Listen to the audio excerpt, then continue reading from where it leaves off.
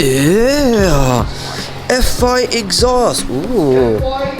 Stainless steel? Okay. Yeah. Dude, that is so shiny. Wow.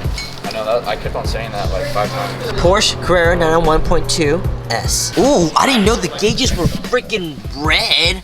That's sick. Red seatbelt? Okay, there's some nice little red accents here and there. Oh, interesting. You know what that is, Sean?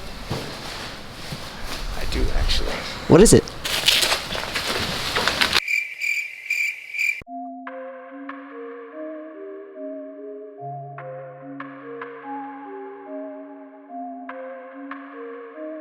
Wow, what a change, guys. We're going from that exhaust to this exhaust. I mean, just aesthetically looking, how much better is this? This is also a lot lighter, too, than the factory exhaust.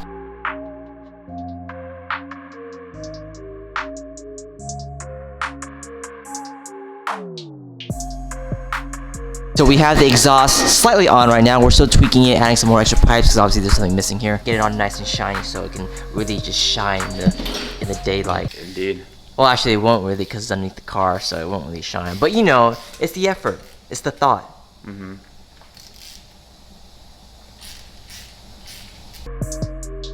So this is a Valvetronic exhaust, meaning it has remotes. Let me show you. Oh, nice. Whoa, they changed the remote. It looks good. This is a Valvetronic exhaust, so that means that it has an on and off button, meaning you can get louder or quieter, which is great because sometimes you just want to have it quiet if you're driving through the neighborhood at night or something. So this remote is for that. This is really freaking nice. The old ones were kind of plasticky. This is amazing. Guys, we just got finished up with the exhaust installation on this Carrera S. It sounds freaking amazing. Let me show you what it sounds like.